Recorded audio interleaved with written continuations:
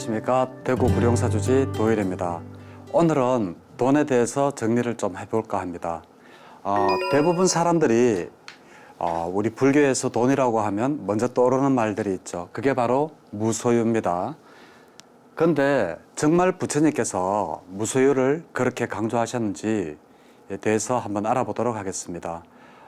이 무소유는 물론 출가자들에게는 해당되는 말입니다. 그래서 부처님께서 경전에서 말씀하실 때도 출가자와 재가자를 구분해서 말씀을 하십니다.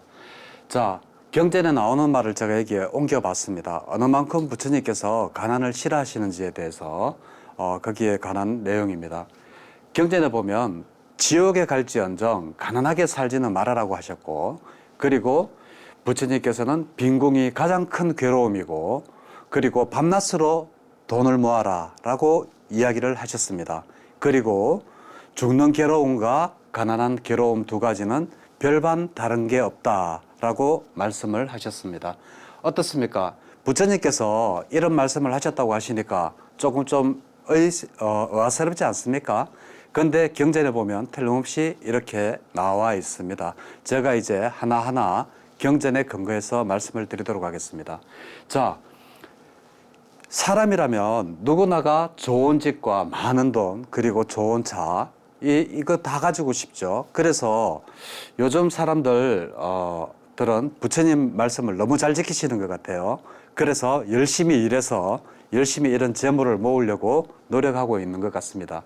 근데 요즘 미국의 한 조사기관에서 조사를 했는데 그것이 뭔가 하면 I'm spiritual but not religious, 바로 이게 바로 요즘 젊은 청년층들이 70%가 나는 종교를 믿지 않는다라고 하면서 나는 단지 나 자신일 뿐이라고 이야기를 하면서 이러한 경제 행위를 한다라고 합니다. 그런데 이것은 부처님께서 말씀하시는 경제 행위랑은 조금 좀 다릅니다. 부처님께서는 항상 이 경제 행위를 하더라도 나만 위해서 쓰는 그러한 돈, 재화가 아니고 남을 위한 보시의 개념도 상당히 많이 들어가기 때문에 지금 서구에서 벌어지고 우리나라도 똑같은 현상이죠. 똑같은 현상이 일어나고 있는 SBNR 이 운동은 우리 불교랑은 맞지가 않는 그러한 내용입니다. 자, 제가 처음에 말씀드렸듯이 부처님께서 돈에 대해서 말씀을 하실 때 출가자와 재가자 두 개를 구분을 해서 말씀을 하신다고 하셨습니다. 그것은 어디에 나와 있는가 하면 바로 앙구따라 니까에 나와 있습니다. 앙구따라 니까에 보면 출가자의 경제 행위는 근본적으로 금지한다. 근본적으로 금지한다라고 되어 있습니다. 그 이유는 나중에 부처님께서 또 말씀을 하십니다. 제가 그 제일 끝부분에 이어놨습니다. 자, 그러면 재가자들에 대해서는 경제행위에 대해서 어떻게 말씀을 하셨는가 하면 부처님께서는 돈 버는 일에 관심을 가지시라고 말씀을 하셨습니다. 돈에 대한 중요성을 굉장히 많이 강조를 하셨고요. 경전 곳곳에. 그리고 돈을 벌 때 돈을 이렇게 바르게 벌어라. 그것이 바로 팔정도의 정명에 속하죠. 바른 직업을 가지고 돈을 벌어야 되지 그냥 남한테 사기를 치고 남한테 그냥 빼들고 도둑질해서 돈 버는 건 안 된다라고 말씀하시면서 그것이 바로 정명 아닙니까? 팔정도에. 이렇게 바른 직업을 가지고 열심히 노력해서 돈을 벌 때 어떻게 그것도 모자라면 기술 습득을 성실히 해가지고라도 돈을 벌어야 된다라고 부처님께서 말씀을 하시고 계십니다. 어디에서? 앙구따라 니까에서 바로 말씀을 하시고 계십니다. 그 원전을 제가 그대로 한번 옮겨봤습니다. 비구들이여, 어떤 상인이 오전에도 열심히 일하고 오후에도 열심히 일하고 저녁에도 열심히 일한다고 하자, 열심히 일을 하더라도 아직 많은 재물을 얻지 못했다면 바로 먼저 기술을 배우고 난 뒤에 재물을 구하라고 바로 앙구따라 니까야에 바로 나와 있습니다. 이것이 바로 지금 읽으실 수 있을 겁니다. 이것이 바로 앙구따라 니까야에 나오는 부처님께서 돈에 대한 설명입니다. 어떻습니까? 대부분 사람들이 우리 불교하면 무소유라고 생각하고 이 재가자분들도 뭐 우리는 돈에 그렇게 욕심을 내면 되지 않는다. 그렇죠. 욕심을 내면 되지 않죠. 왜냐하면 탐이 되기 때문에 그렇더라도 최소한의 재물을 열심히 노력해서 재물을 모으라고는 부처님께서 말씀을 하셨습니다. 안구따르 니까야에서. 그리고 또 맞지만 니까에 보면 신갈로바다 숫다라고 있습니다. 이 신갈로바다 숫다에서도 부처님께서는 돈에 대해서 말씀을 하시는데 거기에서 돈을 어떻게 재물을 많이 내가 근면히 노력하고 기술을 배우고 익혀서 돈을 많이 모았다면 어떻게 돈을 써야 되는지에 대해서 말씀을 하시는 게 바로 이 신갈로바다 숫다 맞지만 니까에 나오는 이야기입니다. 돈을 이렇게 100을 모았다면 돈을 4등분을 이렇게 하랍니다. 4등분을 이렇게 해서 그리고 첫 번째 목, 이 4분의 1 몫은 바로 생활하는데 생활비로 쓰라는 겁니다. 생활비로 쓰고 그리고 신갈로바다 숫다에서는 두 번째, 세 번째 목, 이 두 목은 바로 자기가 하는 사업 자금으로 쓰고 그리고 나머지 하나는 저축을 해라.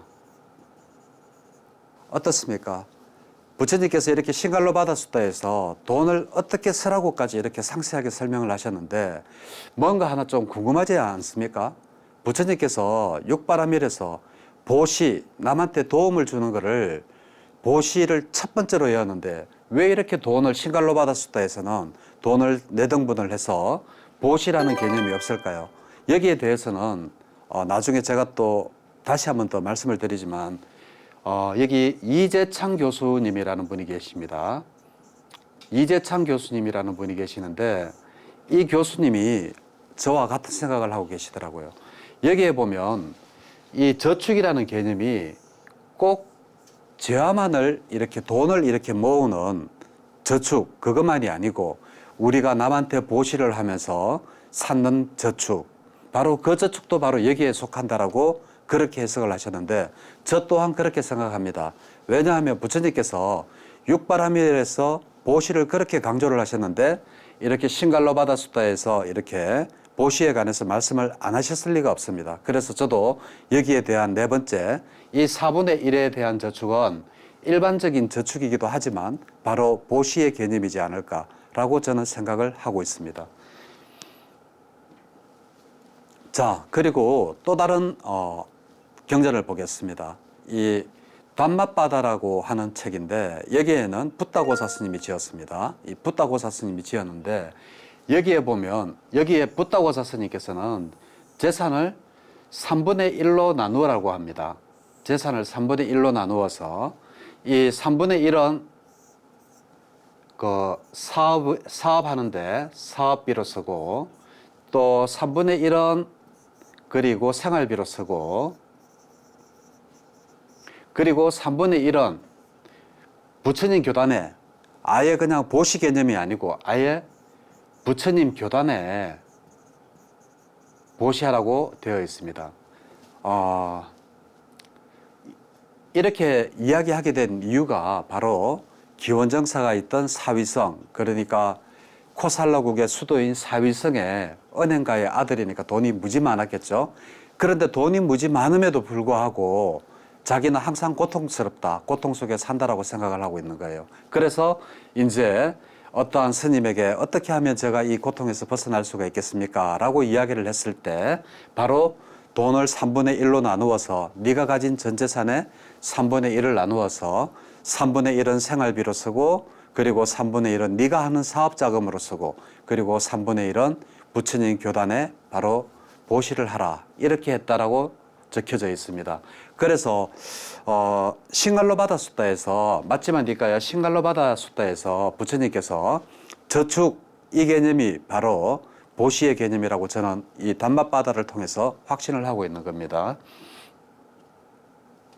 자, 그리고 중화환경에 보면 맞지만 니까에 보면 또 이런 이야기가 또 나옵니다. 돈에 대해서 어떻게 하는가 하면 여기도 돈을 4등분을 하랍니다. 돈을 첫째는 생계비로 쓰고 둘째는 사업 자금으로 쓰고 그리고 세 번째는 저축을 하고 네 번째는 그리고 이자를 넣어라. 자, 여기서 정말 놀라운 사실이 하나 있습니다. 부처님께서 아니 어떻게 남에게 이자까지 이렇게 4분의 1을 이자를 빌려주라고 했을까요?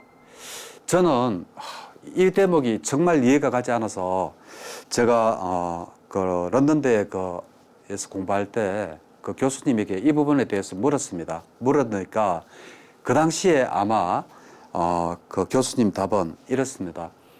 그냥 어떠한 가난한 사람을 그냥 도와주는 것보다는 그냥 도와주면 그 사람이 노력을 하지 않고 계속 가난해질 수가 있으니까 차라리 돈을 빌려주어서 아주 작은 이런 이자를 받아야지만이 이자 때문에라도 그 사람이 빨리 돈을 갚지 않겠느냐. 그래서 부처님께서 이자를 받도록끔 하라라고 말씀을 하셨지 않겠느냐라고 이야기를 합니다. 그런데 저도 이 대목이 참 많이 의아해합니다. 왜냐하면 이 비록 기독교 이 성경에서조차도 이자 수입을 창출하는 것을 금지를 합니다.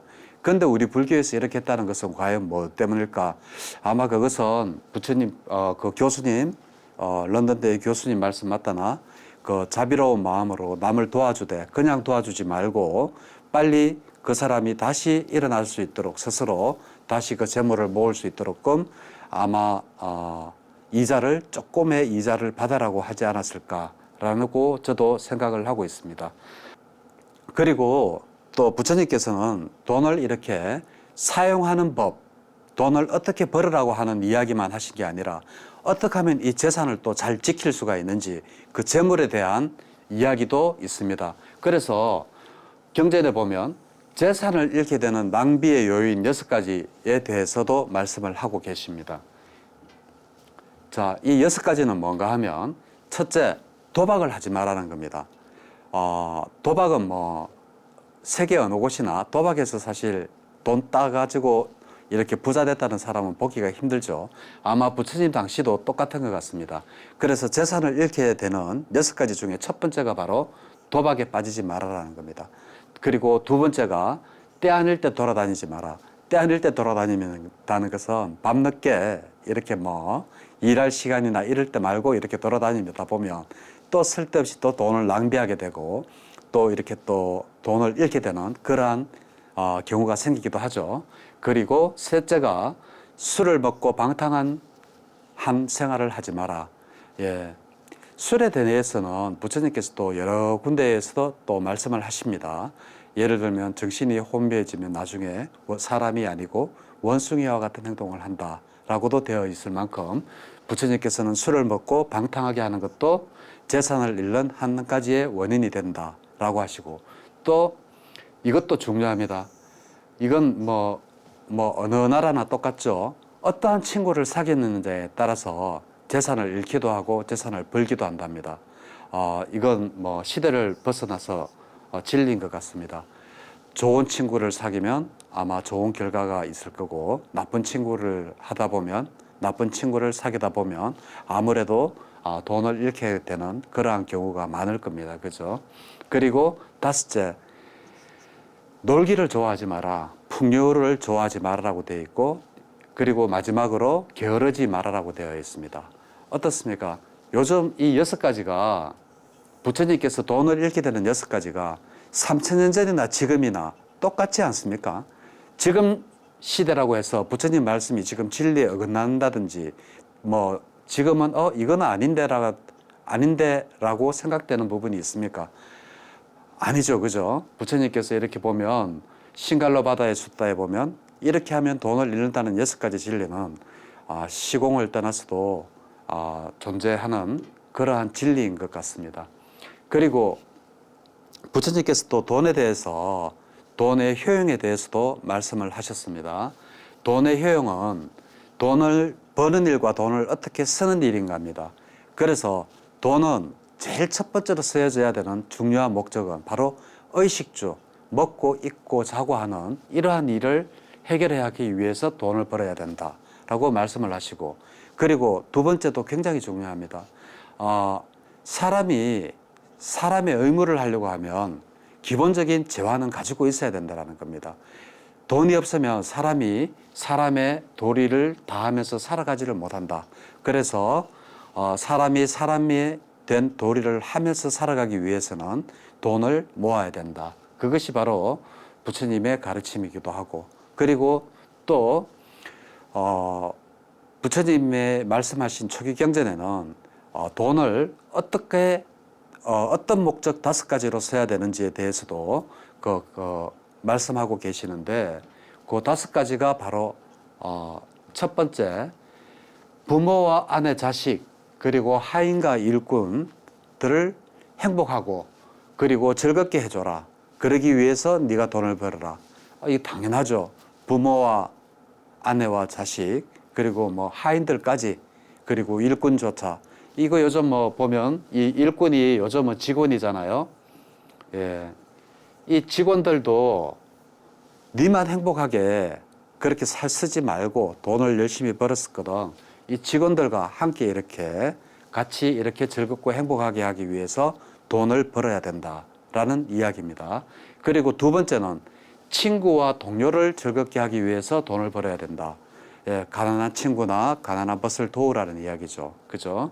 그리고 세 번째는 왕의 난, 물의 난, 불의 난, 도적의 난, 뭐 전쟁에 대비하고 뭐 이렇게 상속을 준비하며 재산을 보존을 하기 위해서라고 돼 있지만, 사실은 모든 재난에 대비해서 뭐 갑자기 요즘은 보험이라도 있지만 옛날에는 보험도 없었을 거 아닙니까? 그래서 갑자기 아프다든지 아니면 갑자기 뭐 불이 나서 집이 타버렸다든지 뭐 이러한 것들이 있다든지 아니면 뭐 도적이 와서 돈을 잊어버렸다든지 이러한 것들을 대비하기 위해서 돈을 벌고 돈을 잘 보관해라 라고 이렇게 말씀을 하십니다. 이 네 번째 보면 친족, 손님, 아귀, 신들에 대한 의무를 수행하기 위해서라고 되어 있는데, 여기에는 바로 보시가 중요하다라는 이야기입니다.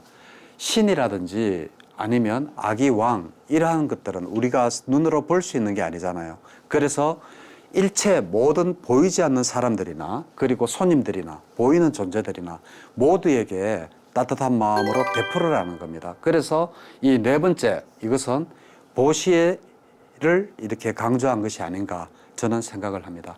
그리고 다섯 번째, 인내와 겸손으로 자아를 성취한 성자들을 공양하기 위해서, 이것도 보시가 굉장히 중요하죠. 여기에는 공양만 말씀을 하셨지만 사실은 이 공양의 개념에는 만약에 절을 짓는다든지 서찰을 짓는다든지 그리고 부처님과 부처님 제자들의 머물 거처를 마련을 해준다든지 그리고 음식을 대접한다든지 이러한 것들에 대해서 보시를 말씀을 하시지 않으셨을까 이렇게 생각합니다. 그래서 돈을 버는 5가지 이유 중에 2가지가 바로 진정한 보시대를 위해서 쓰라라고 이렇게 경전에 나와 있습니다. 자, 그리고 경전에 또 제덕복정경이라는 경전을 보면 여기는 또 부처님께서 어떻게 말씀을 하시는가 하면 완전히 그냥 사회적인 복지 개념을 또 말씀을 하시고도 계십니다. 예를 들면 절을 짓거나 그리고 스님들이 머물 성방을 짓거나 그리고 단각은 뭐냐 하면 이렇게 부처님 이렇게 그 옆에 이렇게 기둥을 이렇게 세우는 겁니다. 뭐 이렇게 걸기 위해서 이제 이러한 것들을 세우는 것들을 하기 위해서 돈을 쓰라. 그리고 두 번째는 이렇게 연못 옆에 이렇게 나무를 심어서 여름에 좀 시원하게 이렇게 사람들이 지낼 수 있도록 하라. 그리고 세 번째가 항상 의약품을 구비해서 질병으로부터 사람들을 구해라. 정말 요즘 진짜 요즘 뭐 사회복지 그러지만 부처님께서 이 7가지 말씀하신 거는 정말 우리가 다 할 수 없는 그러한 사회적 복지 개념까지도 말씀을 하시고 계시는 것 같습니다. 이 의료보험, 의약을 베풀어 항상 질병으로부터 보호를 하라. 그리고 옛날에는 이렇게 다리가 적었지 않습니까? 그러니까 튼튼한 배를 만들어서 사람들이 이렇게 강을 건너는데 불편함이 없이 해라. 그리고 다리를 만들 수가 있으면 다리를 만들어서 힘없고 약한 자들이 쉽게 건너갈 수 있도록 만들어라. 그리고 우물을 파서 목마른 사람들이 마시게 하라.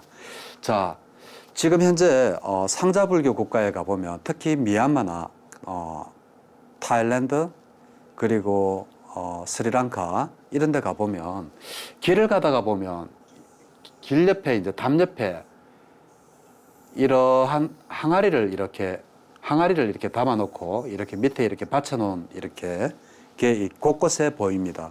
이게 뭔가 하면 이 안에 물이 들었습니다.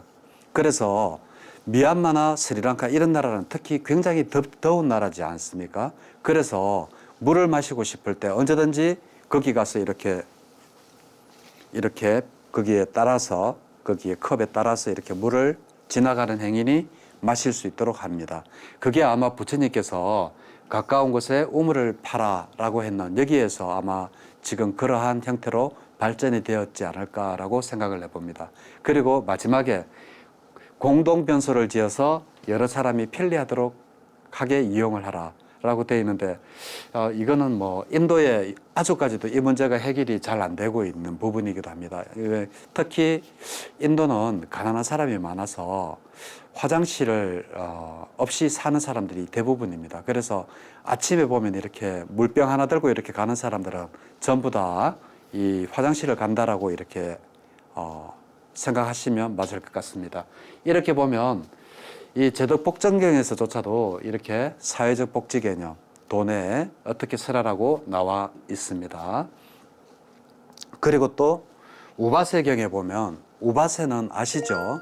사부 대중을 이야기할 때 비구, 비구니, 우바세, 우바이 이래서 요즘으로 치면 뭐 스님, 비구니 스님 그리고 거사님, 보살님 이렇게 네 개를 이제 성단이라고 이야기를 하는데 특히 이 우바세경이라고 하면 특히 남자 그러니까 거사님들에게 설하신 경을 바로 우바세경이라고 합니다.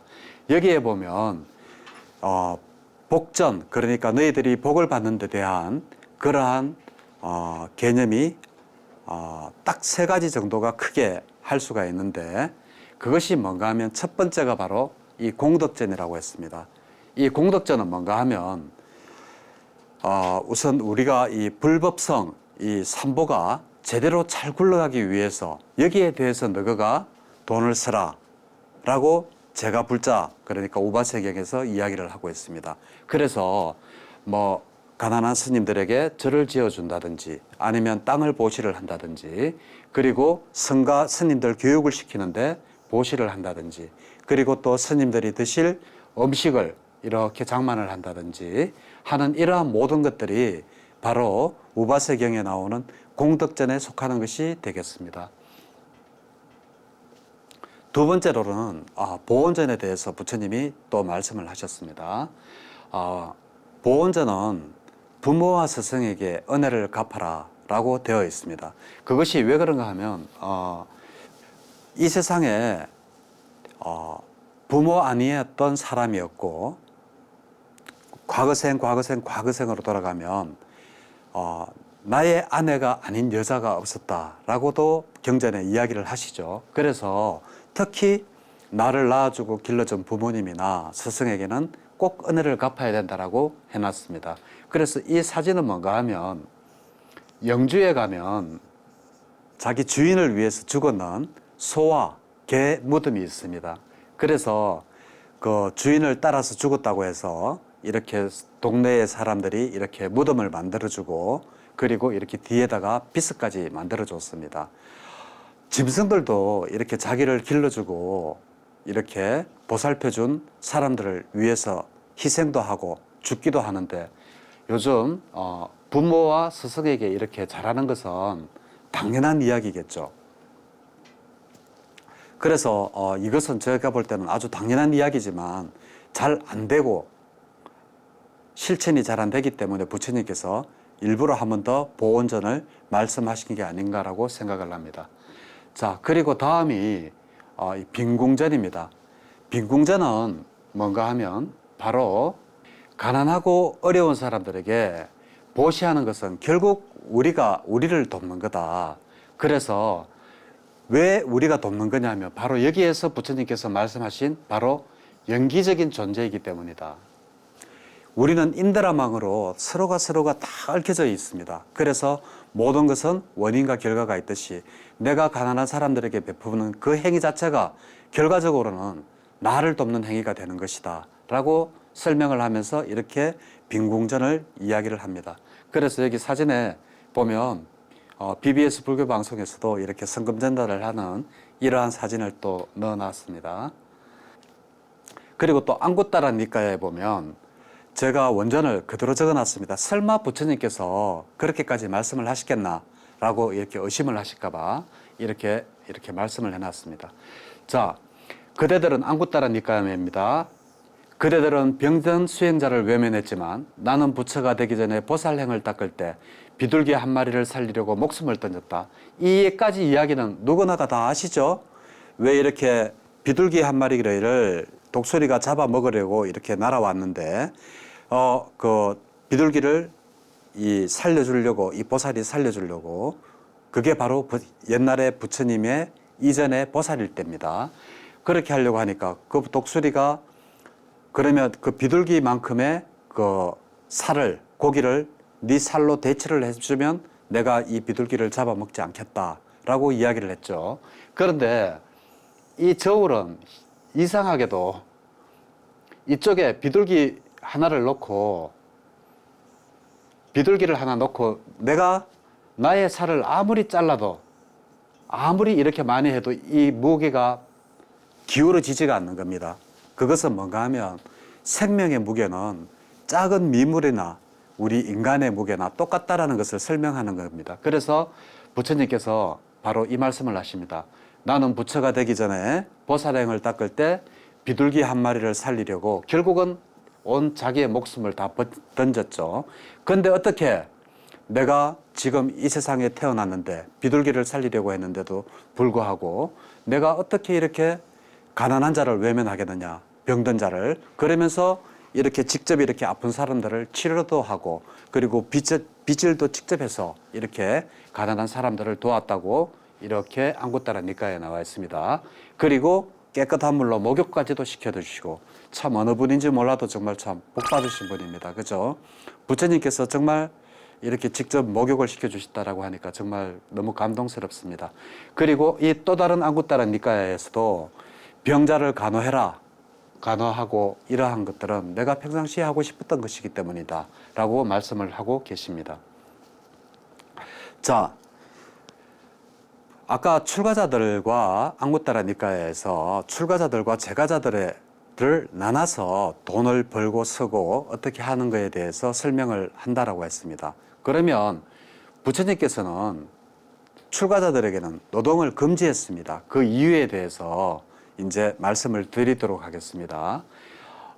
부처님 제자들이 이제 어떠한 길을 이렇게 탁 가고 있는데 한 농부 이름이 바라드바자가입니다.